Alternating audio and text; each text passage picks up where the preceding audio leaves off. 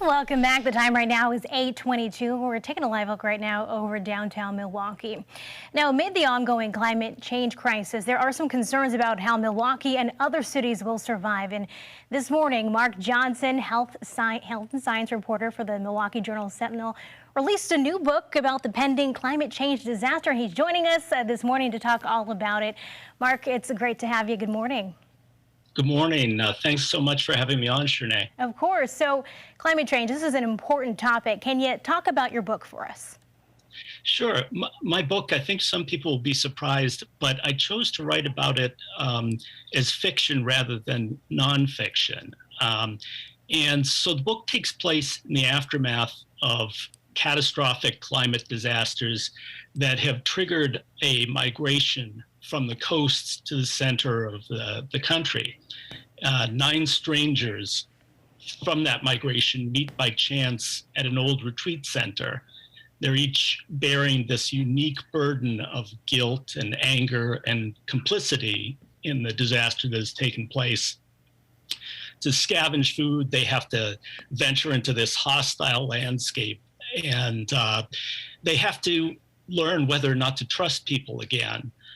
What basically binds this group of 9 migrants together are the food that they share and the nightly stories that they tell. And the stories that they tell sort of end up describing kind of what they have been through and give sort of a window into their personalities.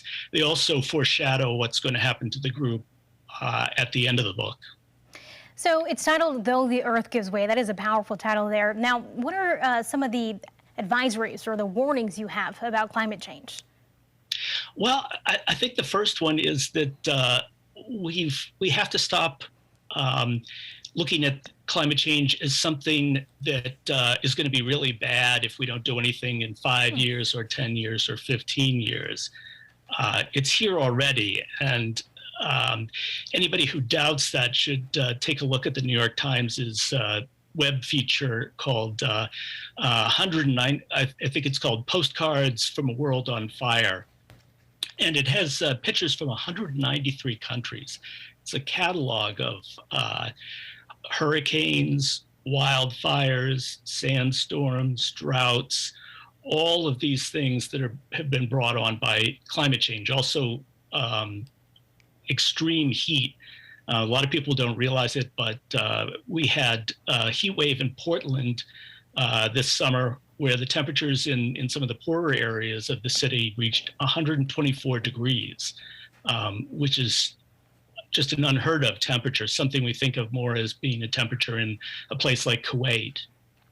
So first of all, I think that we need to realize that it's something we need to deal with now. I think it's also something we need to realize it's not anything to do with politics. It's not a Democratic issue or a Republican issue.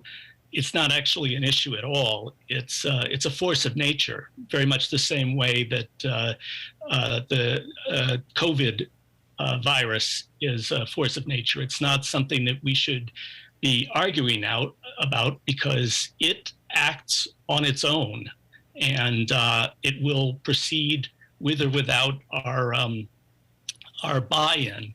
So I think that's something we have to stop seeing things as political issues. All right, Mark, thank you so much. We see you've traveled extensively as well, and I'm sure that impacts your book as well.